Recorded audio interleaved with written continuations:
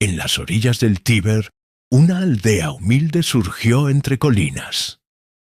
Fundada, según la leyenda, por Rómulo, Roma creció entre batallas y pactos, decidida a dejar huella en la historia del Mediterráneo antiguo. Desde una república guerrera, Roma se transformó en imperio. Conquistó Etruria, Grecia, Cartago y más allá. Cada victoria añadía riqueza, esclavos y territorios. El Senado, aunque orgulloso, empezaba a perder el control ante los grandes generales. Cayo Julio César cruzó el Rubicón desafiando a la República. Fue amado por el pueblo, temido por los senadores. Su asesinato en los Idus de marzo marcó el fin de una era y el inicio de otra. Octavio, su heredero, venció a Marco Antonio y Cleopatra. Se convirtió en Augusto, el primer emperador. Con él comenzó la Pax Romana, un siglo de estabilidad en el que florecieron el comercio, la arquitectura, la ley y la cultura. Las calzadas romanas cruzaban el imperio como venas de piedra. Unían Hispania, la Galia, Egipto y Asia Menor. Todo el mundo romano compartía moneda, idioma y leyes. Nunca antes la civilización había estado tan conectada. El ejército romano era el martillo del imperio. Disciplina, organización y estrategia le dieron fama invencible. Las legiones fundaban ciudades, aseguraban las fronteras y extendían el orden romano por tierras tan lejanas como el Rin y el Éufrates. El derecho romano se convirtió en el cimiento legal del imperio. Instituciones como el Senado, los edictos de los pretores y las leyes imperiales regulaban la vida pública y privada. Roma imponía no solo fuerza, también civilización. Los emperadores buenos, como Trajano o Marco Aurelio, consolidaron el sistema. Roma alcanzó su máxima extensión territorial bajo Trajano. Marco Aurelio, filósofo estoico, gobernó con sabiduría en tiempos difíciles, combatiendo en el norte y escribiendo pensamientos inmortales. Las ciudades romanas eran centros de vida. Foros, termas, teatros y acueductos mostraban el poder imperial. El ciudadano romano, incluso lejos de Roma, vivía bajo un orden común. La romanización transformó paisajes y costumbres por todo el imperio. Pero en la base del esplendor se ocultaban sombras. El trabajo esclavo sostenía la economía, la desigualdad crecía y las provincias comenzaban a mostrar signos de fatiga. Las tensiones sociales encendían fuegos que la Pax Romana apenas contenía. Los espectáculos del circo y el Coliseo calmaban al pueblo. Pan y circo, fórmula de control y distracción. Gladiadores, carreras y ejecuciones ofrecían entretenimiento mientras el poder real se consolidaba cada vez más en manos imperiales. La religión tradicional romana empezó a mezclarse con cultos orientales.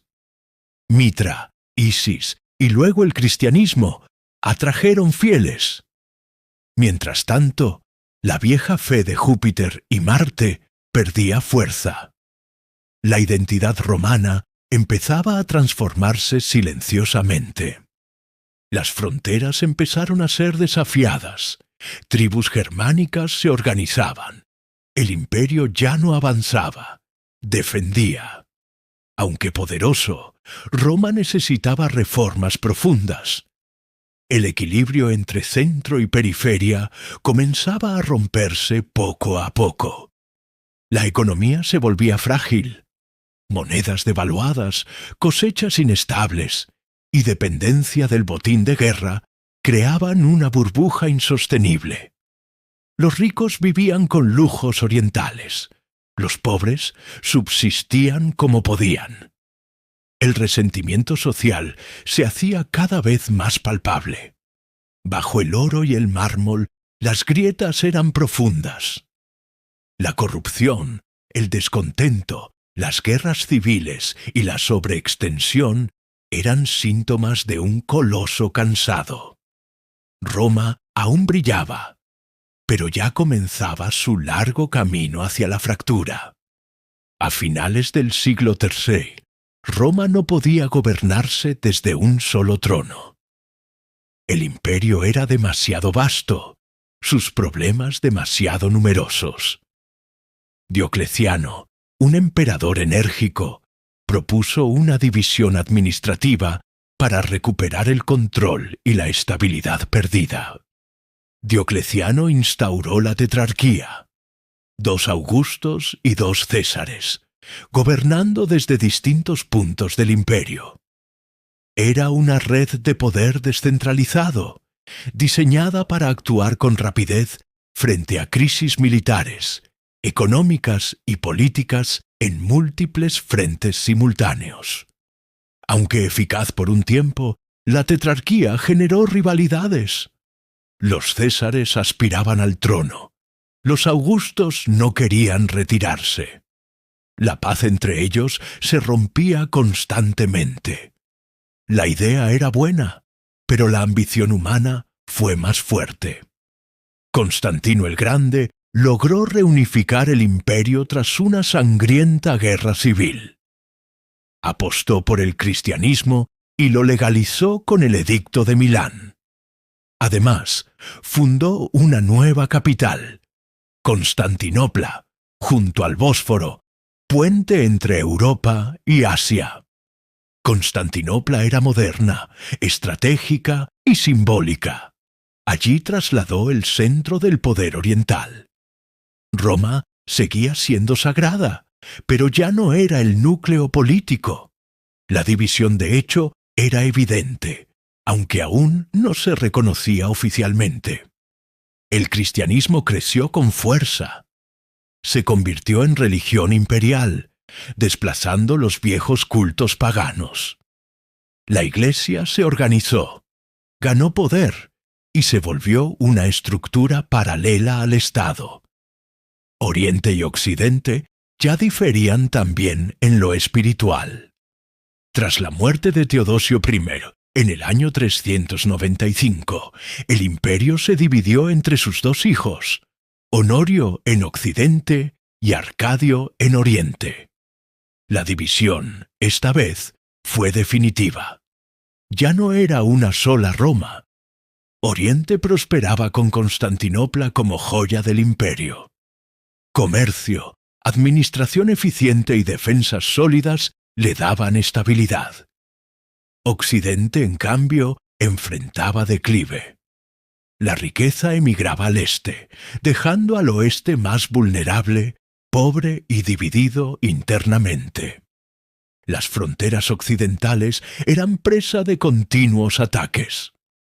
Pueblos germánicos como visigodos, vándalos y suevos cruzaban el Rin y el Danubio. No eran simples invasores.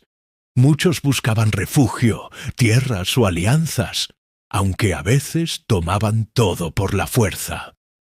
En el año 410, Alarico y sus visigodos saquearon Roma. Fue un trauma sin precedentes. Aunque ya no era capital política, Roma simbolizaba el alma del imperio.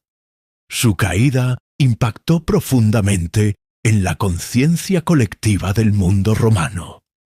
Occidente respondía con dificultad. Sus ejércitos estaban formados por mercenarios y federados, cada vez menos leales. Generales germánicos ganaban poder y actuaban con independencia. La autoridad imperial era débil, sostenida por costumbre más que por fuerza real. Los vándalos cruzaron África y tomaron Cartago, base vital para el grano romano. Desde allí lanzaron ataques navales. El control del Mediterráneo occidental se perdió. Roma ya no dominaba los mares, ni garantizaba el sustento de su población. Las provincias actuaban por cuenta propia. Gobernadores, obispos y jefes militares gobernaban sin esperar órdenes. El imperio occidental se volvía un mosaico de poderes locales. El sueño de unidad romana se desvanecía entre ruinas y luchas internas. El imperio de Oriente miraba hacia otro mundo. Bizancio nacía como una civilización propia, más griega que latina, más cristiana que pagana. Mientras tanto, Occidente, cada vez más irreconocible, se acercaba a su ocaso entre invasiones y abandono. Lo que comenzó como una división estratégica se convirtió en ruptura definitiva. Oriente y Occidente eran ya dos mundos. El corazón del imperio latía en Constantinopla. Roma, la madre, se marchitaba. La historia avanzaba y el final se aproximaba. En el año 410, Roma cayó ante los visigodos de Alarico. Fue la primera vez en 800 años que enemigos la saqueaban. El mundo entero tembló. Si Roma podía caer, ¿qué ciudad era segura? La caída de Roma no fue el fin inmediato, pero sí un símbolo. El corazón del mundo había sido vulnerado. El emperador Honorio, refugiado en Rávena, apenas podía actuar. La autoridad imperial era una sombra del pasado.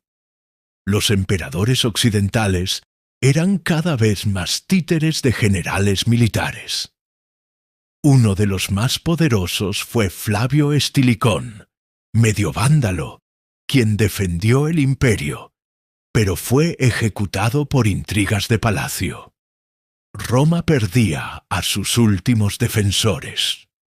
Mientras tanto, los vándalos cruzaron al norte de África. En 439 tomaron Cartago. Desde allí dominaron el mar. Saquearon Roma en 455, llevándose tesoros y cautivos. El imperio ya no podía proteger ni su capital ni su subsistencia. Las legiones ya no eran romanas. Eran bárbaros federados que luchaban por paga o conveniencia. El ejército, antes orgullo de Roma, se había fragmentado. La disciplina desaparecía y la lealtad al emperador era una moneda muy volátil. Orestes, un general romano, puso en el trono a su hijo, un joven adolescente llamado Rómulo Augustulo. Fue el último emperador de Occidente. Su ascenso era más una farsa que un acto de poder real. En 476 d.C., el jefe germano Odoacro exigió tierras para sus tropas. Al ser rechazado, marchó sobre Rávena, depuso a Rómulo Augustulo y se proclamó rey de Italia. Ya no era necesario un emperador romano en Occidente. Odoacro no destruyó el imperio, simplemente lo dejó morir. Envió las insignias imperiales a Constantinopla. El emperador de Oriente aceptó el gesto. Ya no habría sucesores en Roma. El imperio de Occidente se había extinguido sin ceremonia. Las instituciones romanas sobrevivieron un tiempo bajo dominio bárbaro. Algunos reinos mantuvieron leyes romanas, incluso usaron latín.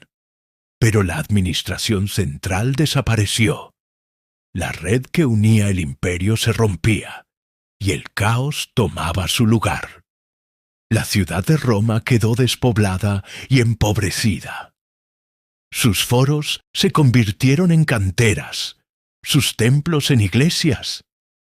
Los papas empezaron a ocupar el lugar de autoridad que antes tenían los emperadores. La iglesia llenaba el vacío político. Los visigodos fundaron un reino en Hispania. Los vándalos dominaron el norte de África. Los ostrogodos tomaron Italia.